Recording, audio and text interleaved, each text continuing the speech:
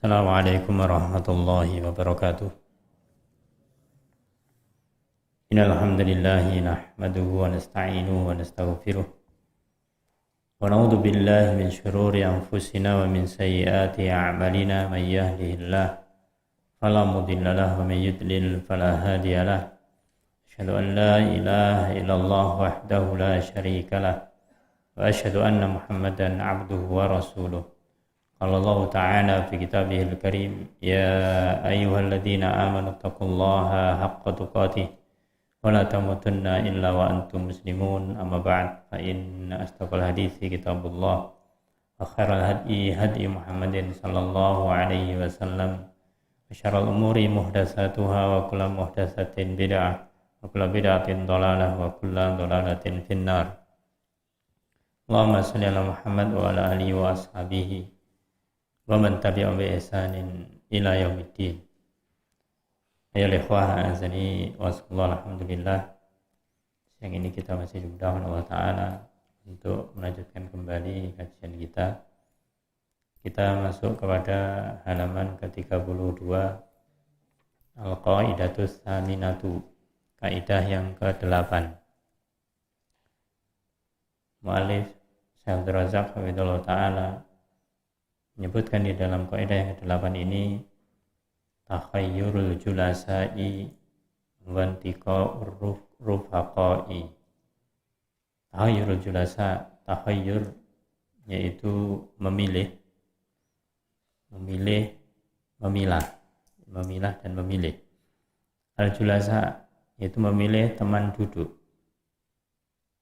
Wa intiqa' sama dengan takhayyur yaitu memilih juga rufaqa, mirip dengan julasa. Kalau julasa itu teman duduk, seakan-akan itu adalah teman-teman keseharian. Kalau rufaqa maka itu teman-teman yang lebih mengarah kepada keakraban.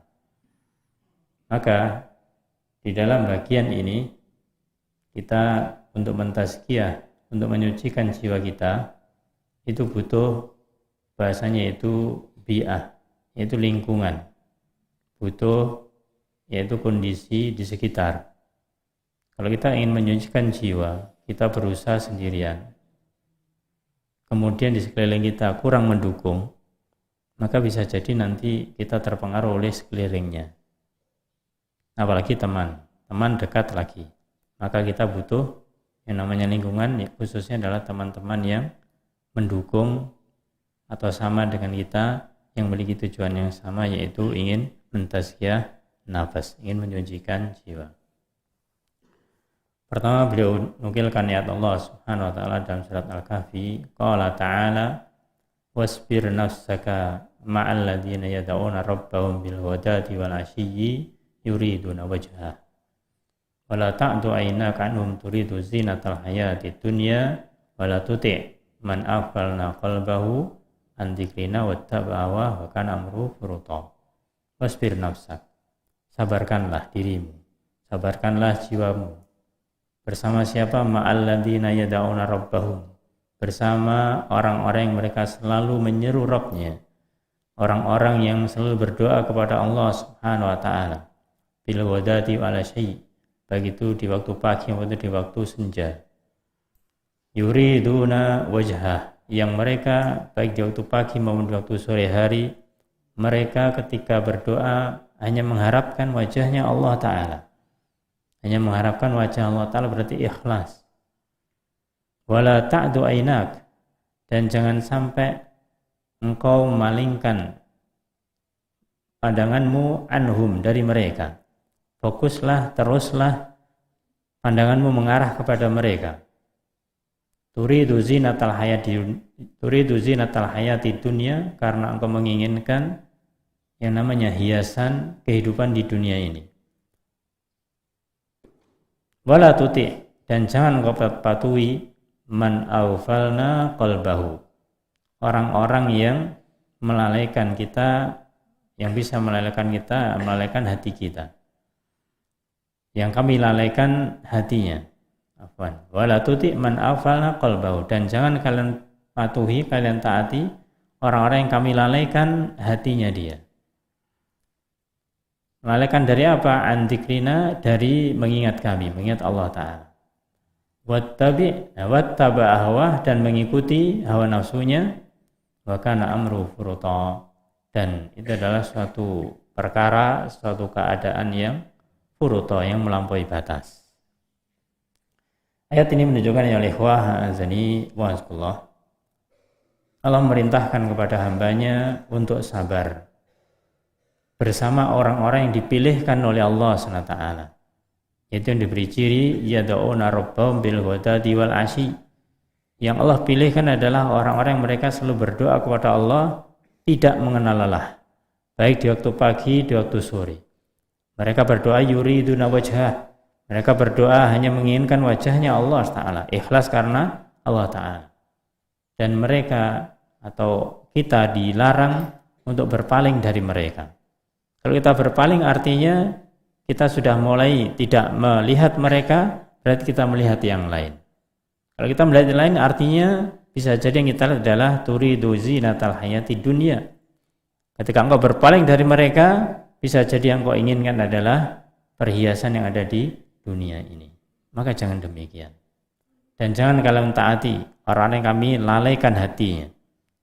Disebutkan dalam ayat ini bahwasanya Allah melalaikan hati orang-orang yang mengikuti atau menginginkan zinatul hayati dunia, menginginkan perhiasan kehidupan dunia ini. Mereka lalai dari zikrullah, lalai dari mengingat Allah Ta'ala, dan mereka wattaba hawa, mengikuti hawa nafsunya, maka itu adalah termasuk hal yang melampaui batas. Berkata Imam As-Sa'di rahimallahu ta'ala fi tafsiril ayah, menafsirkan ayat ini, fiha al-amr, di sini ada perintah. Dari awal dikatakan wasbir, awal ayat dikatakan wasbir. Fiha al-amr, di dalamnya ada perintah bi suhbatil akhyar, untuk bergaul, untuk mencari sahabat, mencari teman, mencari rekan, al-akhyar yang pilihan, bukan sekedar teman biasa, tapi teman yang betul-betul terpilih, teman yang istimewa, dalam arti adalah teman ini selalu bisa dijadikan andalan, bisa mengarahkan kita, mengingatkan kita. Ini adalah memilih, kita harus memilih, tidak boleh hanya sekedarnya saja. Maka tidak bisa yang penting banyak teman. Apa gunanya banyak teman, ternyata mereka malah membuat diri kita nanti keluar dari perintah Allah, tidak taat kepada Allah. Maka ayat ini menunjukkan, mengatakan ada perintah untuk bergaul, mencari teman, sahabat, kawan, rekan yang terpilih, al-akhyar. Wa mujahadatin nafsi ala suhbatihim, dan harus adanya kesungguhan jiwa, kesungguhan dari diri kita untuk bergaul dengan mereka.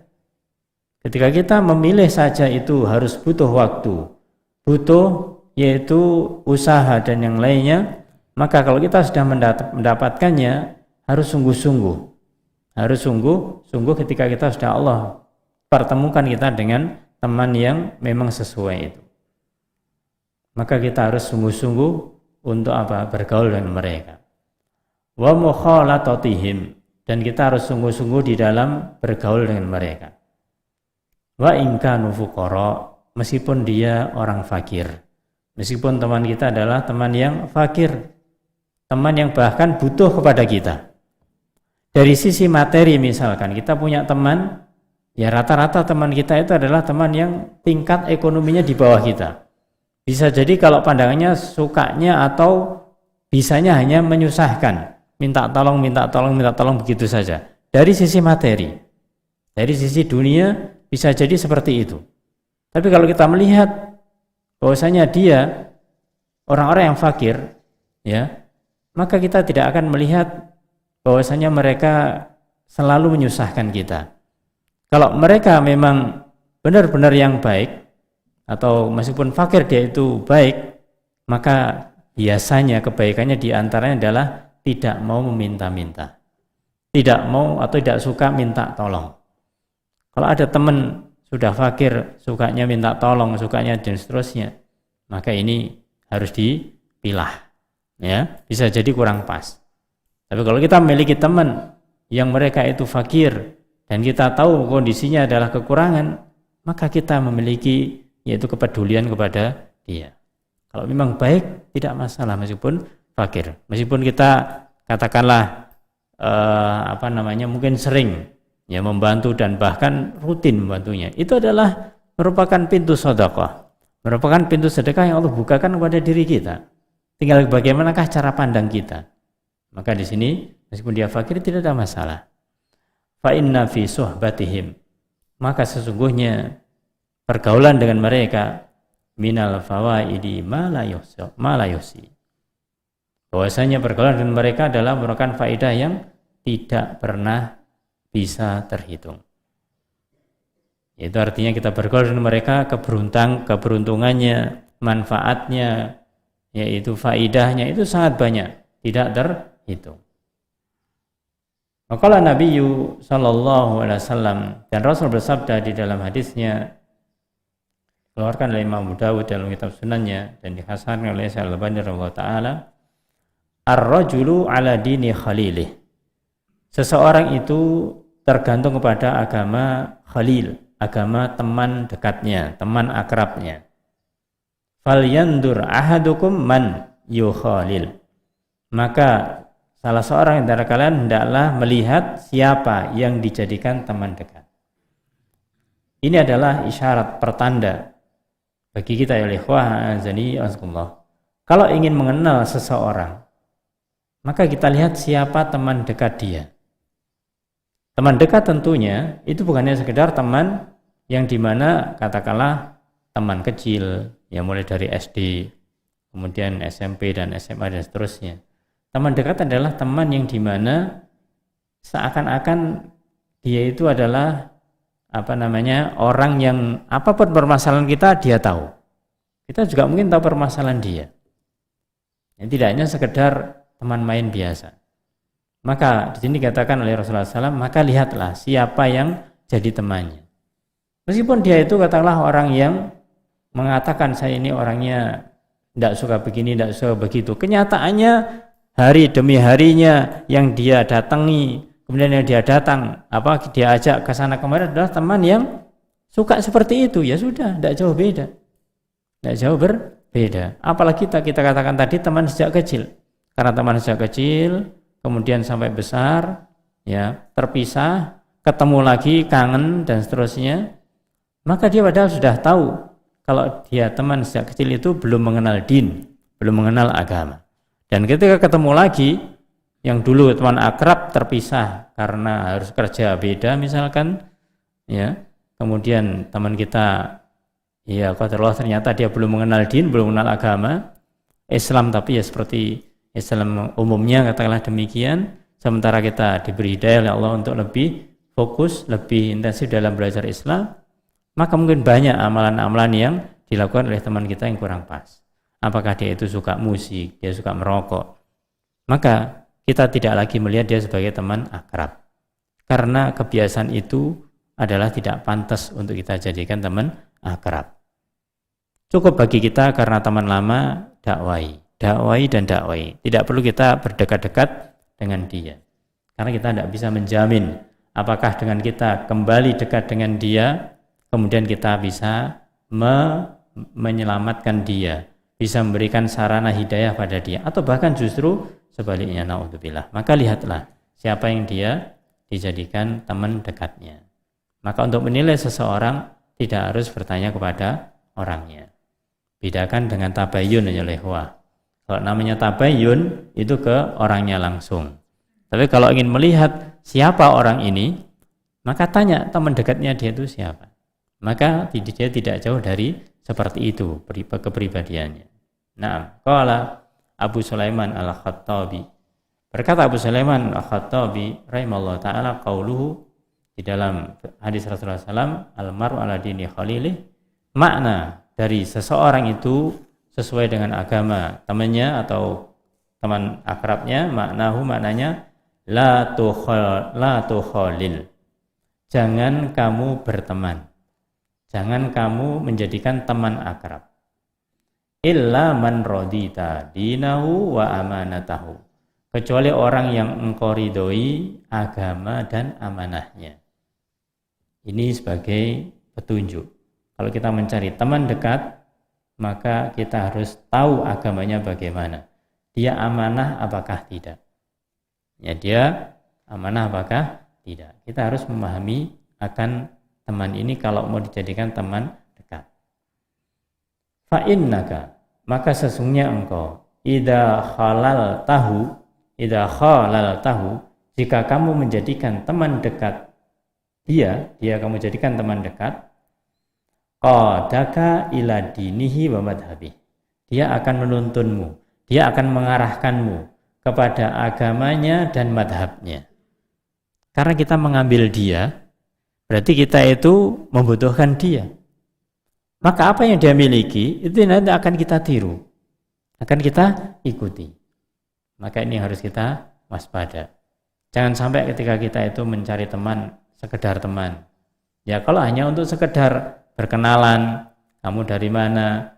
Oh dari sini satu daerah berkenalan, tidak ada masalah berkenalan ya. Bertanya sedikit tentang tentang yang latar belakangnya, dari daerah mana? Oh kamu dulu gini-gini. Selesai, ya. Tidak kemudian bahasa sekarang baru kenal sudah curhat, ya. Baru kenal sudah curhat. Nah ini yang benar itu siapa begitu, ya. Maka dari itu dikatakan di sini, kalau kita sudah menjadikan seseorang menjadi teman dekat kita, dia akan menuntun kita kepada agamanya dan madhabnya. Wala tughurrir, jangan kamu terperdaya, jangan kamu tertipu bidinika, itu bidinika artinya dengan agamamu. Maksudnya yaitu kamu jangan tertipu terhadap agama yang kita miliki. Artinya apa? Kita punya katakanlah ilmu, kita punya prinsip, kemudian karena berteman dengan seperti itu, dia kemudian menipu kita. Wala tukhatir binafsika, dan kamu jangan mengambil risiko. Jangan mengambil risiko terhadap dirimu.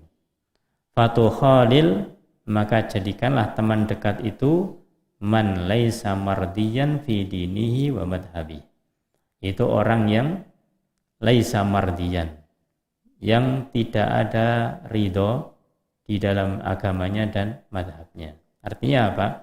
Artinya carilah teman yang dimana dia itu tidak bisa mempengaruhi kita karena agamanya dia yang tidak benar. Tapi justru sebaliknya, carilah yang di awal tadi itu, yang kita ridho agama dan amanahnya itu.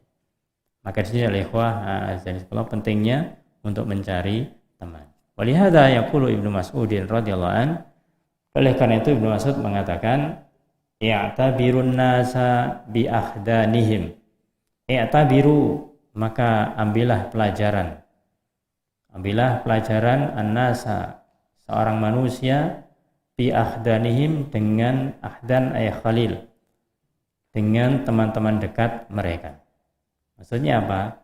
Kalau kita ingin menilai seseorang, menilai manusia, maka ambillah siapa temannya.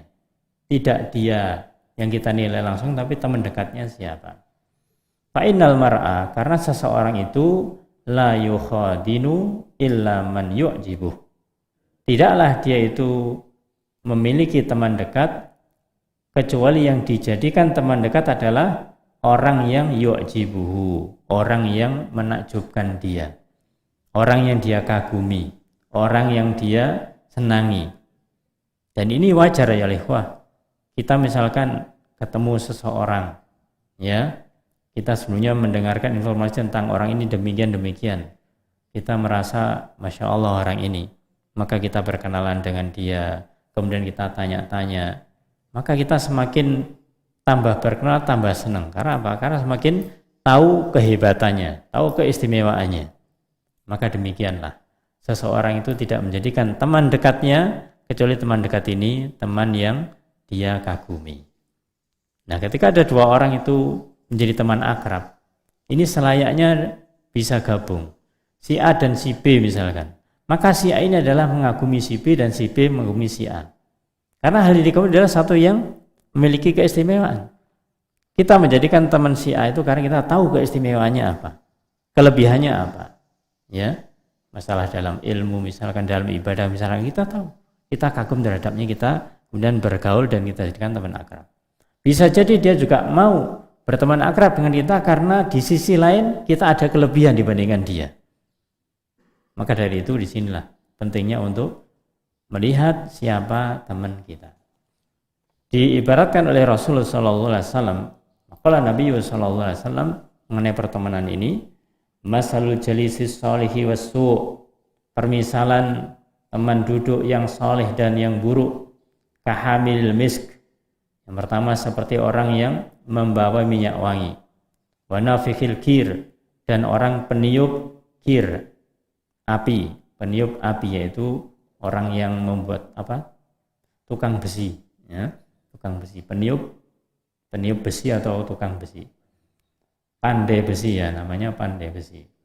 Fahamilul misk, maka orang yang jual minyak wangi, ya, imma ayyuhdiyaka wa imma an tabta'a minhu.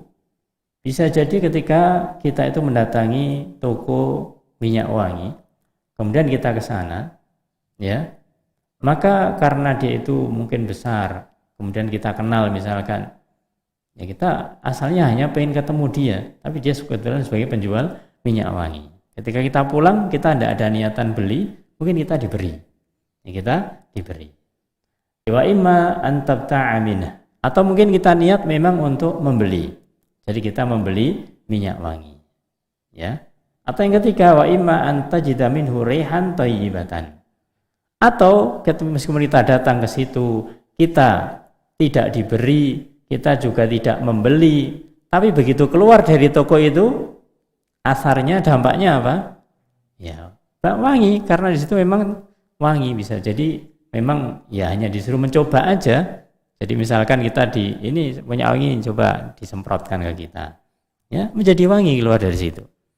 Ini permisalan yaitu yang saleh demikian.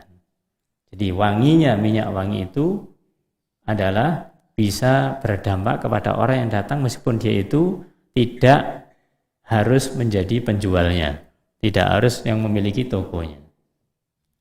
Sebaliknya wanafiqul qir, yaitu pandai besi, imma ayyuhriqa thiyabaka, bisa jadi dia itu akan membakar pakaianmu. Kita mendekati orang yang pandai besi bisa jadi terbakar, karena memang tugas atau pekerjaannya adalah yaitu menempa besi itu dengan api.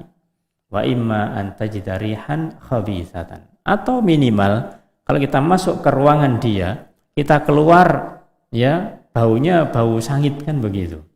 Nah, rasa di dalam panas, ketika keluar baunya yang keluar adalah bau sangit.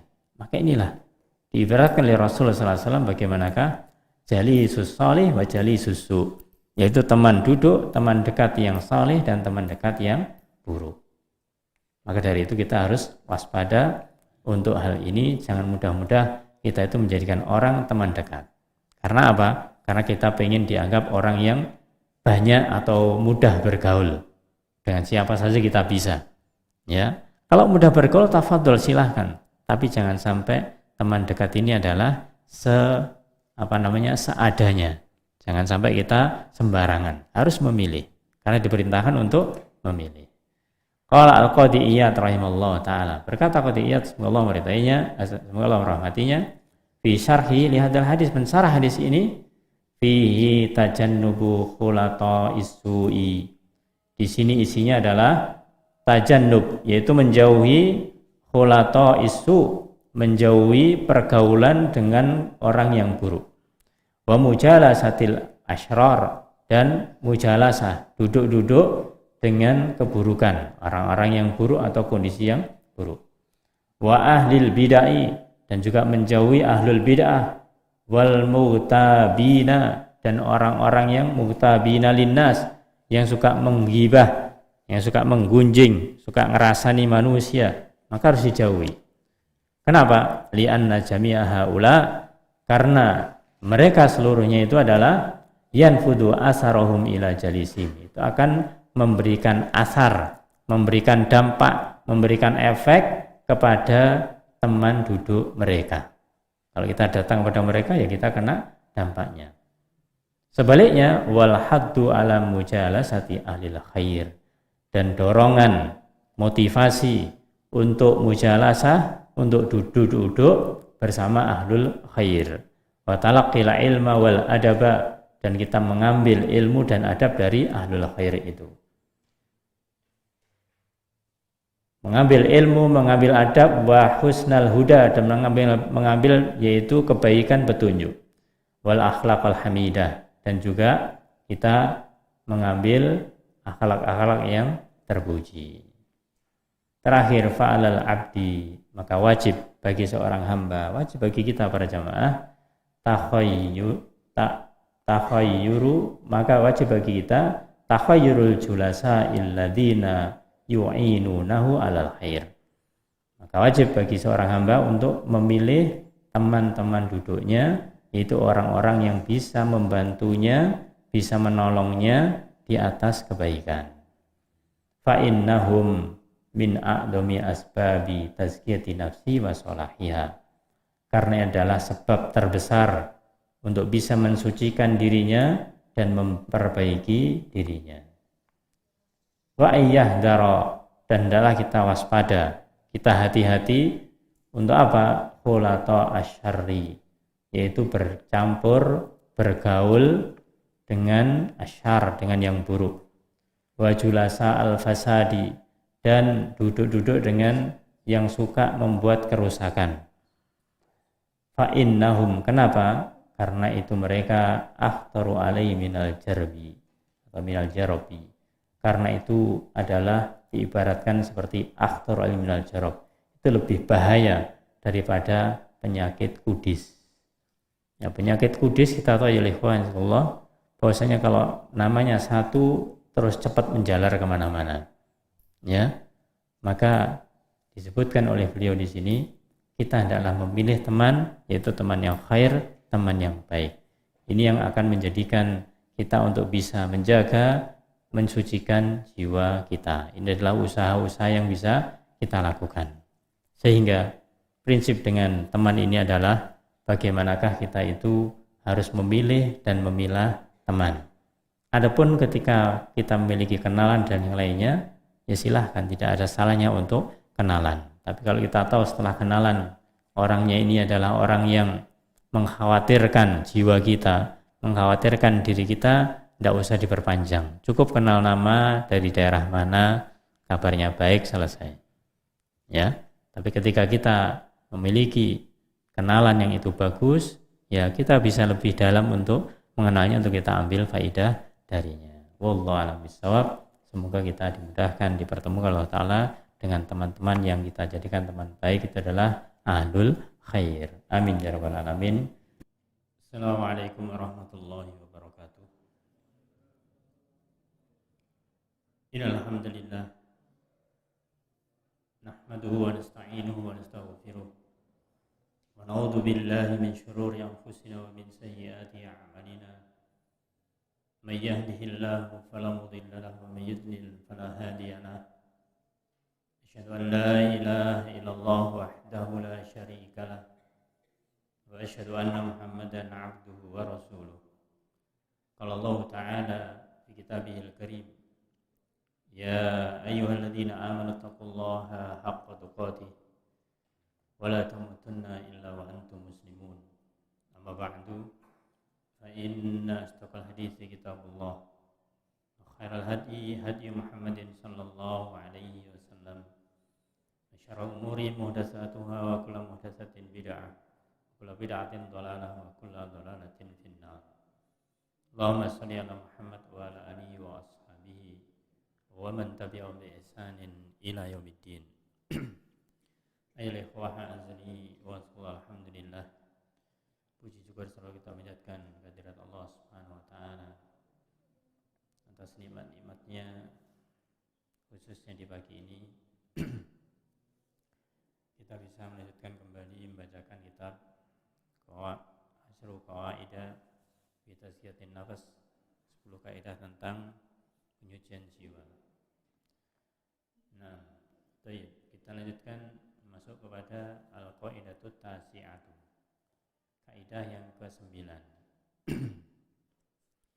Beliau mu'alif pengarang Syekh Abdul Razak bin Abdul Muhsin Al-Badr hafizallahu taala menyebutkan di poin yang ke-9, kaidah yang ke-9, yaitu al-hadzru minal ujubi wal ightirari bin nafsi. Kita harus waspada, harus hati-hati. Minal ujubi, dari ujub, dari rasa bangga diri, mengagumi diri sendiri, wal ightirari bin nafsi, dan tertipu terhadap diri sendiri. Apa maksudnya di sini? Maka disebutkan oleh beliau yang terkait dengan bab ini. Pertama, beliau menyitir ayat Allah Subhanahu wa taala, kama qala ta'ala fala tuzakku anfusakum huwa a'lamu biman ittaqa. Maka janganlah kalian itu tuzakku anfusakum, mentazkiyah diri kalian sendiri. Ini maknanya bukan berarti kita tidak mentazkiyah jiwa kita, enggak, tapi mengklaim bahwasanya kita itu sudah suci, kita itu sudah bisa membersihkan diri. Kenapa? Huwa a'lamu, karena dialah Allah yang a'lam, yang lebih tahu, bimanittaqa, terhadap orang-orang yang bertakwa. Maka ini menunjukkan, dijelaskan oleh beliau, fanahallahu azza wa jalla, maka Allah Subhanahu wa ta'ala melarang terkait dengan ayat ini dalam kalimat la tuzakku anfusakum. Ini adalah larangan an madhin nafsi, larangan untuk memuji diri sendiri, bangga terhadap diri sendiri. Bima yadul ala zakatiha wa salahiha, dengan satu yang menunjukkan atas bersihnya, atas sucinya, dan atas baiknya diri kita. Kenapa kita tidak boleh untuk merasa diri kita suci, diri kita sudah baik? Li'anna taqwa mahalluha al-qalbu, karena takwa itu tempatnya di dalam qalb, di dalam hati. Sebagaimana Rasul bersabda ketika beliau menjelaskan tentang masalah at-taqwa, beliau mengatakan at-taqwa hahuna, at-taqwa hahuna, at-taqwa hahuna. Takwa itu di sini, dan di sini. Yushiru ila sadrihi salasa marrat. Beliau mengisyaratkan pada dadanya 3 kali. Yang artinya apa? Ketakwaan itu intinya ada di dalam dada atau di dalam hati ini. Wallahu azza wa jalla, dan Allah Subhanahu wa ta'ala a'lamu biman hasalat minhu taqwa. Allah Ta'ala lebih mengetahui terhadap orang yang dia bisa memiliki ketakwaan, hasalat minhu taqwa, yang dia menghasilkan darinya itu ketakwaan. Artinya Allah yang mengetahui siapa di antara hambanya yang bertakwa dan siapa yang tidak. Maka ini adalah Allah yang maha tahu. Maka ketika seseorang mengatakan diri saya sudah bertakwa, ini berarti terkena ayat ini, la tuzakku anfusakum. Jangan kalian mentazkiyah, jangan kalian mengklaim diri kalian sudah suci. Memuji diri sendiri itu namanya. Ketika kita mengatakan, ya alhamdulillah, saya ini sudah suci jiwa saya. Alhamdulillah, amalan saya sudah baik semuanya. Jadi nanti yang muncul adalah al-ujub, adalah bangga diri, juga tertipu terhadap diri kita. Maka boleh katakan wali anna hadal madha li nafsi, oleh karena itu hadal madha li nafsi, pujian untuk jiwa kita, untuk diri kita, sababun lidukhulil ujubi alaiha. Ini menjadi sebab bisa masuknya ujub, rasa bangga diri, alaiha, atasnya.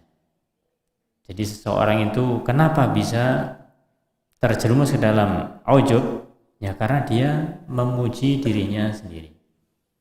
Ada orang yang sifatnya itu seperti ini. Ketika dia menyampaikan sesuatu, cerita sesuatu, ngobrol dengan teman sesuatu, maka dia selalu di dalam pembicaraan-pembicaraannya itu, yaitu membanggakan dirinya sendiri. Oh, kalau saya tidak demikian, menurut saya begini dan ini lebih baik, dan seterusnya. Ya, jadi membanggakan diri sendiri. Ini sebab bisa seorang itu adalah menjadi bangga diri. Yang kedua, wasababun lirriya, bisa menyebabkan riya, yaitu ingin dipuji oleh orang lain, ingin dilihat oleh orang lain. Alladzi huwa muhbitun lil a'mal, yang dimana ujub dan riya ini bisa menghapuskan amal seseorang. Naudzubillah. Ayyuhal ikhwah azani wa azkullah. Wal mu'minu, maka seorang mukmin mahmajtahada fi fi'lis solihati, ya selama dia itu bersungguh-sungguh di dalam melakukan perbuatan yang saleh, wajtinabil muharramati, dan menjauhi hal-hal yang haram, fa innahu la yazalu muqassira, maka dia senantiasa akan masih mengetahui kekurangan dirinya, muqassir. Bukannya dia malah justru menjadi mukabbiro, menjadi orang yang takabur. Semakin seseorang itu beramal kebaikan, melakukan yang diperintahkan Allah dan meninggalkan yang dilarang, yang diharamkan, maka semakin dia melakukan amalan-amalan itu semakin tahu kekurangannya. Bukan semakin bertambah ilmunya sehingga dia itu menjadi takabur. Justru sebaliknya oleh ikhwah, ketika seseorang itu memiliki atau menunjukkan sikap takaburnya, ini menunjukkan bahwasanya satu, ilmunya masih sedikit. Kemudian yang kedua, amalannya tidak ikhlas. Ya, oleh karena itu maka jangan kita terjerumus ke dalam ketertipuan terhadap diri kita semacam itu. Maka kalau kita semakin bisa mengamalkan amalan kebaikan dan bisa menjauhi amalan dilarang, maka kita akan semakin tahu kita masih banyak kekurangan. Makanya namanya ilmu semakin dipelajari itu bukan semakin kita finish, mencapai maksimal, mencapai garis akhir ilmu sudah kita kuasai. Tapi semakin lama kita belajar, semakin banyak yang belum kita ketahui. Ayo ikhwah azani wa azkullah. Wa dzaliman li nafsihi, maka kalau dia melakukan banyak amalan kebaikan, meninggalkan yang haram, selain dia tahu dirinya senantiasa masih ada kekurangan, dan dia juga merasa dzaliman li nafsihi, dia juga merasa mendolimi dirinya sendiri. Buktinya ya ikhwah azani wa azkullah, beliau menukilkan wa idza kana Abu Bakrin radhiyallahu an, adalah Abu Bakar As-Siddiq, semoga Allah meridainya, yang beliau terkenal dengan Siddiqun hadil ummah, yaitu As-Siddiq yang paling jujur, yang paling benar di dalam umat ini. Wa khairun nasi ba'dal anbiya, dan beliau adalah sebaik-baik manusia setelah para nabi. Setelah Rasul sallallahu alaihi wasallam, maka orang terbaik setelahnya adalah beliau, Abu Bakar As-Siddiq radhiyallahu anhu. Lamma sa'ala nabiyya, beliau ketika bertanya kepada Rasul sallallahu alaihi wasallam, kepada Nabi Muhammad sallallahu alaihi wasallam, ayu alimahu du'aan, beliau ketika bertanya kepada Rasul minta diajari doa. Minta diajari doa. Doa apa? Ya Allah bi fi sholatihi. Beliau minta diajari doa, dan doa itu akan dipraktekkan, akan diamalkan di dalam sholatnya. Jadi doa di rangkaian sholat. Ketika beliau Abu Bakar As-Siddiq radhiyallahu anhu meminta kepada Rasulullah sallallahu alaihi wasallam doa yang itu dipakai di dalam sholatnya, apa yang diajarkan oleh Rasulullah sallallahu alaihi wasallam? Allamahu sallallahu alaihi wasallam ayyaqula.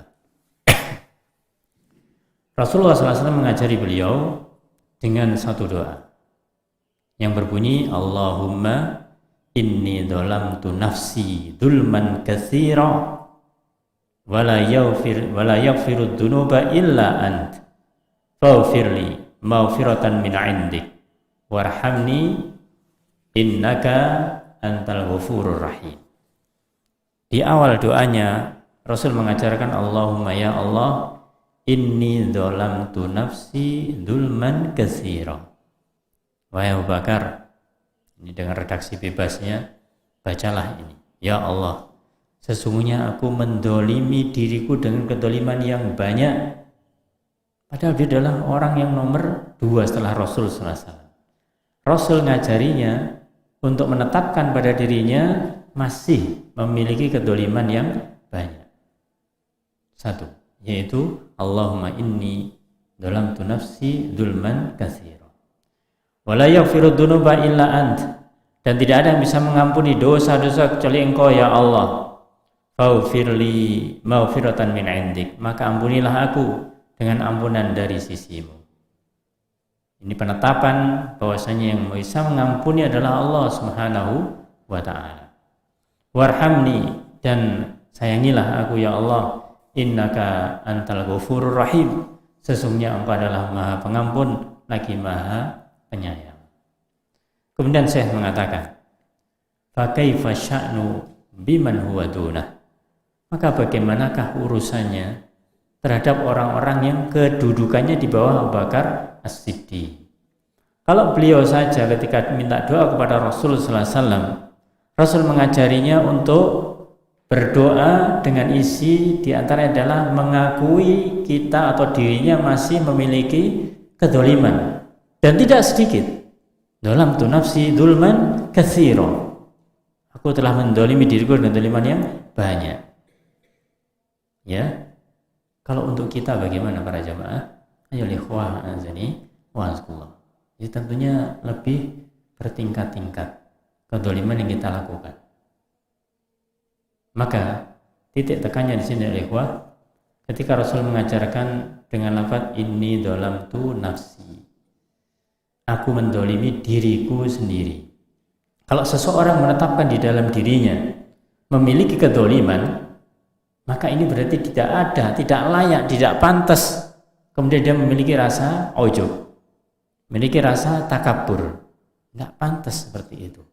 Dia punya kekurangan kok sombong, punya kekurangan kok bangga diri. Maka ini berlawanan.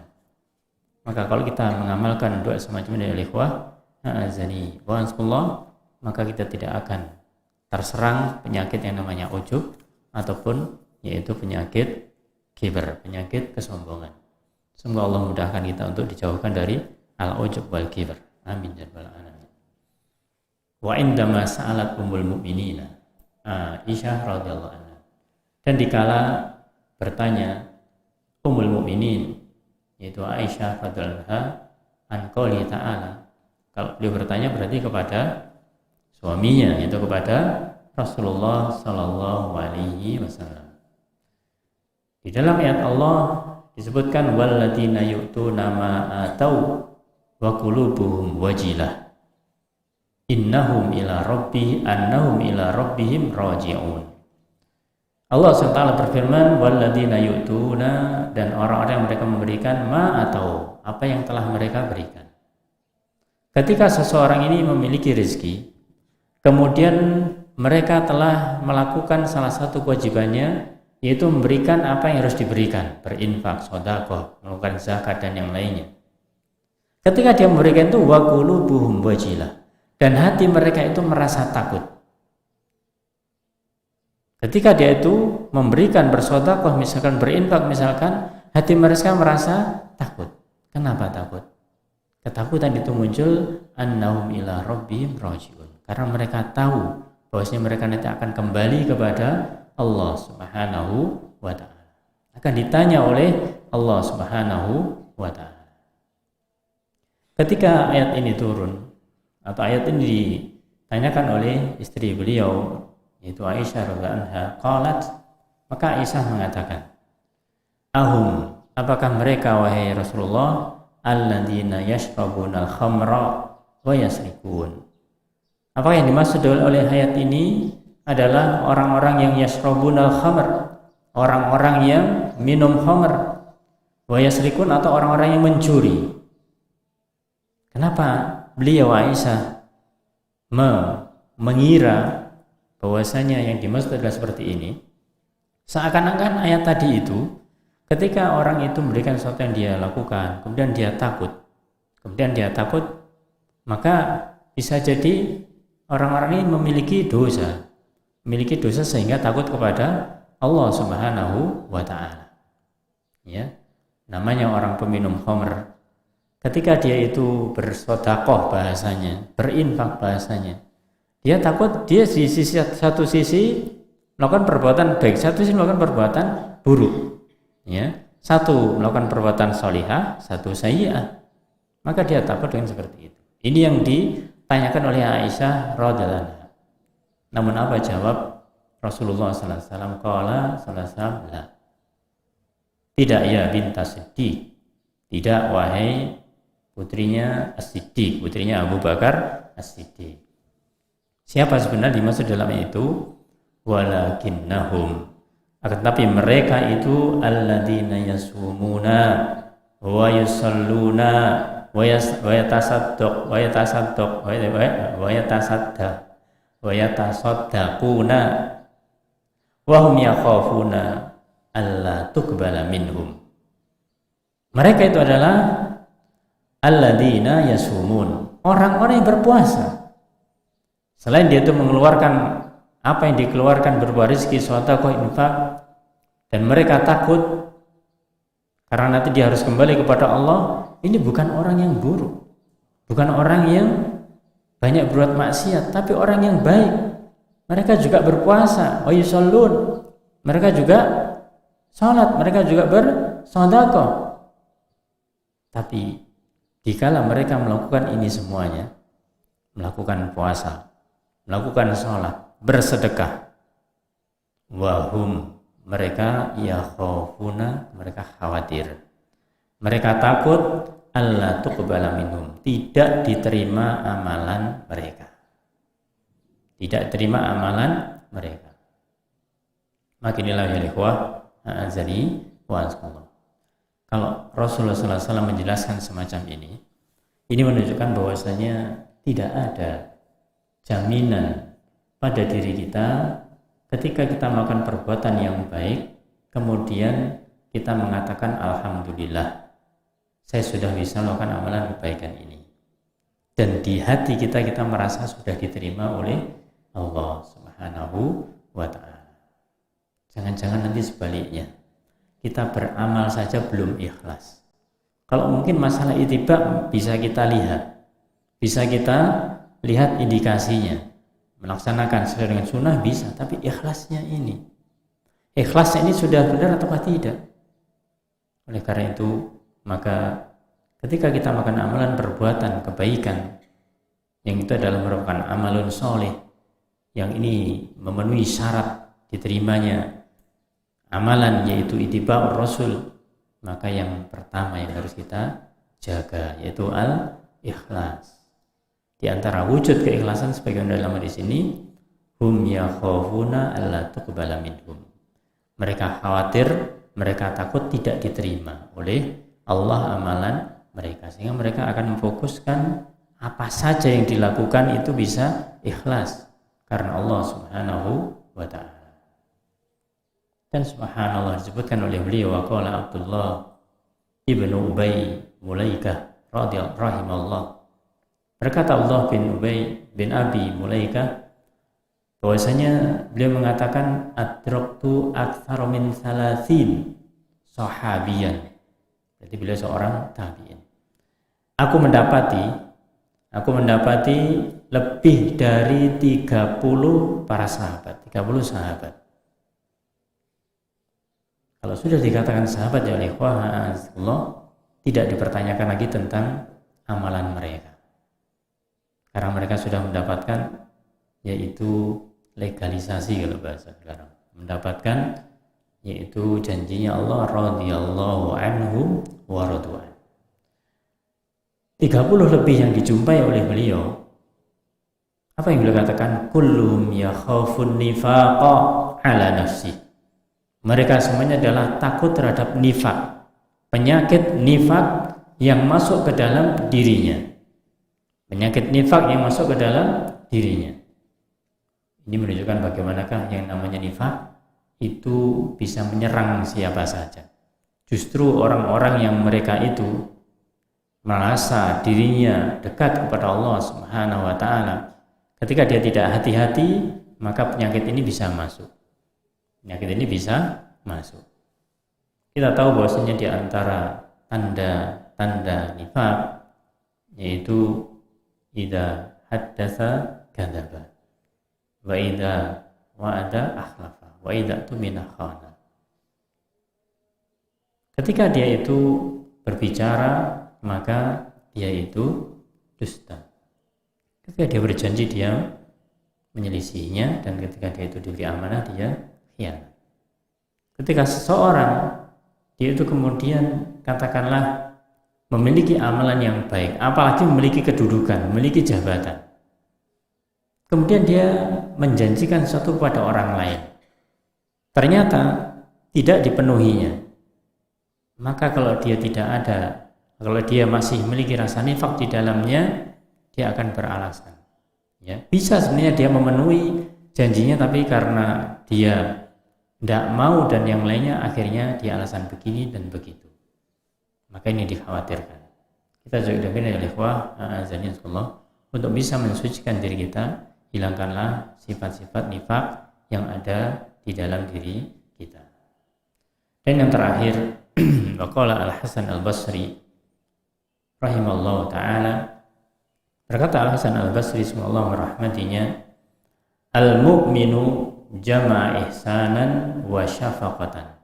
Seorang mukmin itu, maka dia mengumpulkan atau terkumpul pada dirinya yaitu sifat ihsan wa syafaqah. Ihsan yaitu berbuat kebaikan, membuat kebaikan. Di antara makna ihsan yang kita tahu di dalam hadis Jibril, ketika Rasulullah SAW ditanya tentang masalah ihsan, maka beliau menjawab, anta budallah ka'annaka tarahu fa illam takun tarahu fa innahu yaraka. Ini makna ihsan, yaitu bagaimanakah engkau beribadah kepada Allah seakan-akan engkau bisa melihat Allah. Tapi kalau tidak bisa, yakin bahwasanya Allah melihat. Adapun makna secara umum bahwasanya kita berbuat baik kepada orang lain adalah ihsan. Juga jangan lupa berbuat baik kepada diri kita sendiri. Seorang mukmin adalah mengumpulkan sifat ini. Wa syafaqatan, dan sifat yang dia itu hati-hati. Ya, sifat yang tidak ceroboh. Sifat yang hati-hati. Kehati-hatiannya diantaranya kalau dia hubungan dengan sebelumnya, dia ketika melakukan suatu amalan kebaikan, maka dia masih berhati-hati jangan-jangan kebaikannya ini belum pas. Maka dia hati-hati tidak kemudian membanggakan amalan kebaikannya itu. Sebaliknya wal munafiku, adapun orang munafik jama'a isaatan wa amanan. Adapun orang munafik itu dia mengumpulkan isaah, perbuatan buruk, perbuatan jelek, wa amanan, dan merasa aman. Berbuat kebaikan dia merasa sudah baik dan merasa sudah aman. Artinya dia merasa diterima oleh Allah amal perbuatannya tersebut. Maka dari itu, ketika Al-Hasan Al-Basri menyampaikan demikian, hendaklah seorang mukmin itu dia mengumpulkan yaitu perbuatan baiknya dan memiliki sikap hati-hati. Jangan seperti orang munafik yang dia itu berbuat keburukan dan juga merasa aman dari celahnya amalan, merasa aman dari kekurangan amalannya itu. Summatala Al-Hasan, maka Hasan Al-Basri membacakan ayat, innal ladzina hum min khasyati rabbihim musyfiqun. Sesungguhnya orang-orang yang mereka itu min khasyati rabbihim, orang-orang yang termasuk khasyah, termasuk takut kepada Rabb mereka, musyfiqun, mereka memiliki sifat syafaqah, memiliki sifat hati-hati. Jadi mereka berhati-hati dari atau karena takut kepada Allah Subhanahu wa ta'ala. Dari sini ya ikhwah azani wa azallah, maka di dalam kaidah yang ke-9 ini, untuk bisa membina, mendidik yaitu penyucian jiwa kita, maka waspadalah, berhati-hatilah dari sifat bangga diri, sifat ujub, ya, membanggakan diri, dan juga kita tertipu dengan diri kita sendiri. Yang sering ya ikhwah azani wa kita itu kadang-kadang menipu diri kita sendiri dan kita tidak merasa bersalah. Ketika menipu orang lain, mungkin kelihatan kita kemudian merasa bersalah dan minta maaf. Pertanyaannya, pernahkah kita menipu diri kita dan kita maaf pada diri kita? Mungkin akan jadi hal aneh Kenapa Ustaz? Itu diri kita sendiri kok minta maaf. Nah inilah maksudnya. Kalau kita memiliki kesalahan, memiliki perbuatan tidak baik, mendolimi diri kita sendiri, kemudian kita tidak merasa itu adalah suatu kesalahan, dan kita tidak meminta maaf, ya bagaimana mungkin akan bisa memperbaiki. Maka kalau kita menetapkan diri kita masih banyak berbuat doliman, caranya kita meminta maaf tentunya adalah ya kepada Allah Subhanahu wa ta'ala, supaya Allah membersihkan hati kita, membersihkan diri kita dari perbuatan zalim kepada diri kita sendiri.